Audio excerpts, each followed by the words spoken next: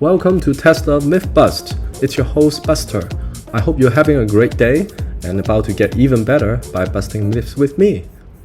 Before we start, let me say that you should feel free to skip to any of the questions that you're interested in using the chapters and timestamps in the description. And please subscribe and leave me a comment and let me know how I can make these videos better. Thank you so much. Now, I must say I was quite excited when I was making this episode.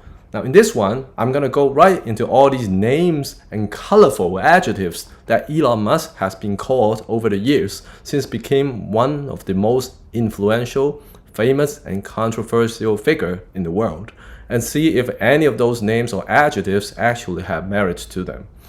First up though, there are a few assumptions that we must have, and here they are. Tesla is not a scam company. SpaceX is a true American success. Neuralink actually helps disabled patients, and Twitter actually makes money. Now with these assumptions out of the way, let's go right into it. Now first question, is he a liar? Well, the short answer is no. Now if you trust my integrity and don't care about the details, feel free to skip to the next question.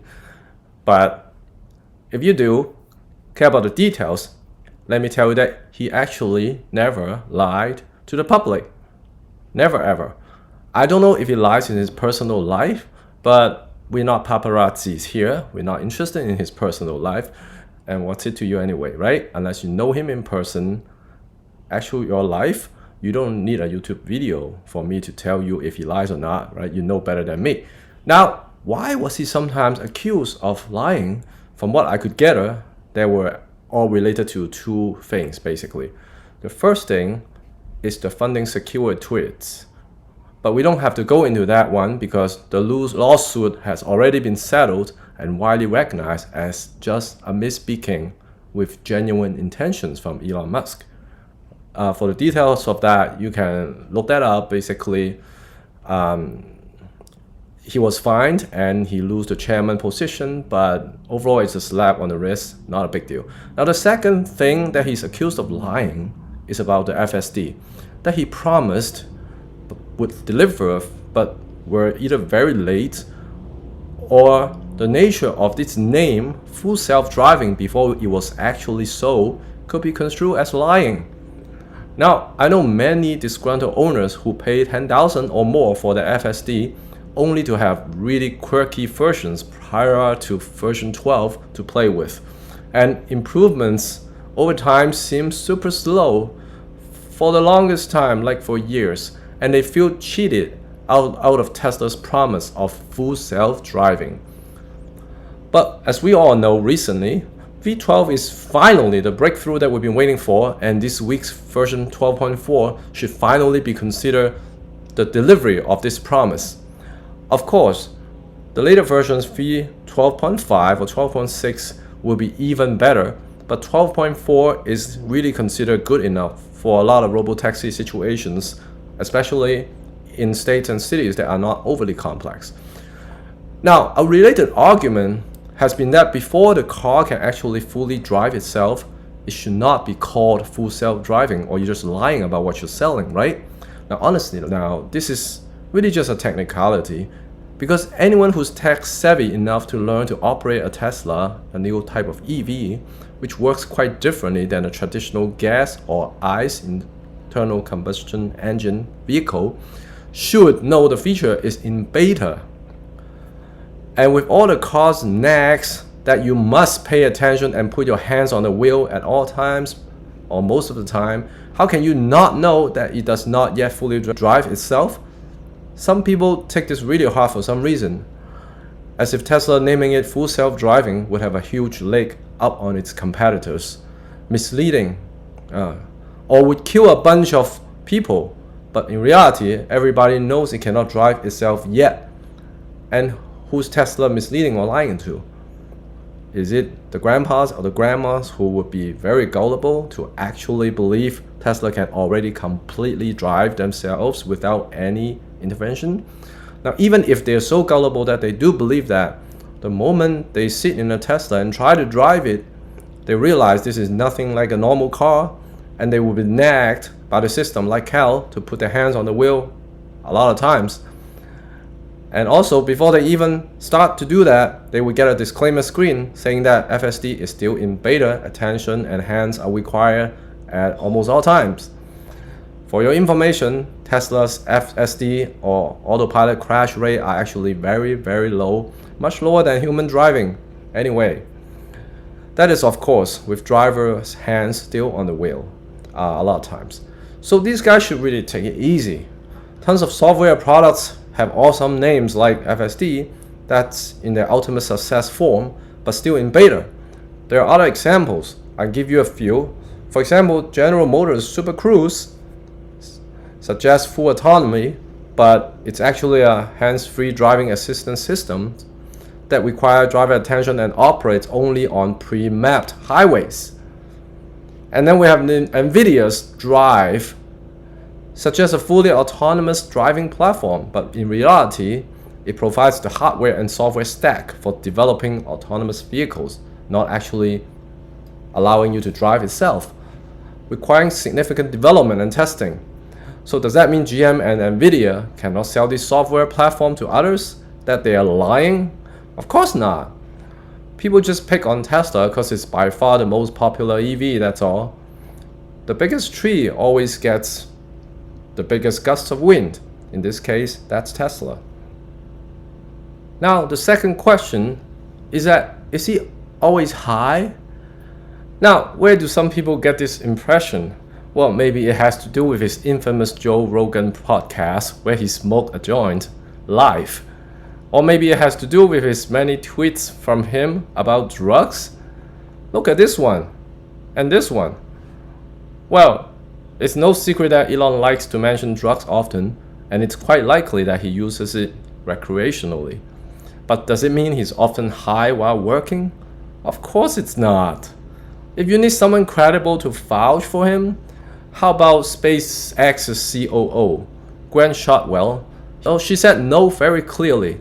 She openly admitted that she has not found Elon incoherent at all, like ever. She's known to be quite down-to-earth, unbiased, and she has worked with Elon many days a week, often for hours at a time. So if someone should know, it would be her. Also, since that puff on Joe Rogan's podcast, NASA has requested random drug testing of Elon whenever he's working at SpaceX. Imagine that. And not a single shred of trace has been found in his body from multiple tests at different times. Now let's look at it from another angle though. It is virtually impossible to be high at work. Imagine that, while managing so many mission-critical companies, and be productive and successful at all of them? No freaking way. Obviously, Elon loves his recreational use of drugs, and there's obviously absolutely nothing wrong with that, as it's very legal in many states by now for weed, right? But to say he's so stupid as to not knowing when he should be under the drug's influence, we know better. And the smartest man on planet right now obviously knows no less than us on that. He would be not wise at all if he actually gets high while working on those very important components of his companies. Now on to the third question of this episode. Is he childish? Well, it is sort of expected these days that Elon will often do something outlandish and often bordering childish tweets or quips in some interviews. Now some of the examples, which is quite a few, definitely not limited to my list, include about him joking about the size of rockets, how about and not being able to get them up, and how about that time when he kept bickering with Jeff Bezos and actually sent him a runners-up medals emoji, basically mocking him being a follower in that industry to him. And how about he actually carrying a bathroom sink into Twitter right after buying it, for saying let that sink in, right? And how about that time when he actually called someone a pedo on a tweet about saving a bunch of kids in a Thailand cave and leading to a lawsuit, right? How about that time when he said something about 420 or 69 all the time, right? Especially when it relates to his birthday, right? These are childish, right? How about also that time when he got onto an online feud with some professor about nuking Mars, right? And how about that time with the Dogecoin? Actually, how about a lot of times with Dogecoin when he actually frequently showing support, all kinds of tweets about that, and he's really joking about that. You know, he knows he's like pumping it, but then people don't care, and he finds it funny, so he does it often. And how about that time when he dances in the China stage after successfully securing Tesla's place there, right? The famous dance, right? The only one really funky dance that he did on stage to the public. Okay, and last and not least, what about that rocket that he named BFR? You know what the F stands for, right? Officially, they call it the Big Falcon rocket, but we all know what F stands for. Okay, and it's the biggest, most influential rocket ever made in human history, and he gave it a name like that. These are just some examples. There's so many, so on and so on. But to answer this question, is he childish? Well, obviously, this is a very subjective question. The super mature or possibly uptight crowd can surely label him childish, and they cannot be wrong because it is subjective. If they want to label him that, it is their choice. But on the other hand, the free-spirited and more fun folks would probably label him cool or hip or just fun instead, right? So honestly, what's childish anyway? Often it's just the ability to have fun, to be honest. And the important thing is that you're not the only one having fun, because then you will be just having fun at the expense of others, right? In that case, it's truly childish. But since Elon has so many supporters who love him and the way he does things, he surely is having fun with others with his childish words and acts.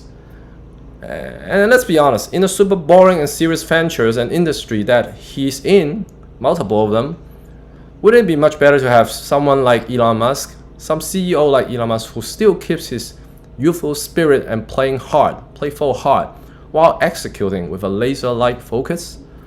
As a wise man once said, the best men are the ones who keep their inner child alive. Well, I don't know who that is actually, I say it a lot. Now look at Elon acting childish after successfully sending astronauts into space. Jumping up in the air with hands up in celebration. You will never see another NASA official or any private space contractors do this in any way, in any capacity. It also truly shows he loves what he's doing and not for the money. For billionaires anyway, it often is for other reasons, such as fame, ego, and Elon's case, it's his life interest goal, but not money. So there you have it. In my next episode, I'll discuss whether Elon Musk is materialistic, cold-blooded, or an attention beep even. You don't want to miss that. So subscribe so that YouTube knows to notify you when it becomes available. Now finally, please leave me a comment on what you would like to know about Tesla or Elon Musk related ventures, or the man himself, and any comment at all on how I can improve my videos to make it more interesting and informative for you. Thank you and have a great week. Don't forget to subscribe if you want more of this myth busting. Also, feel free to comment on how I can make my videos better. Thank you and have a great rest of the day.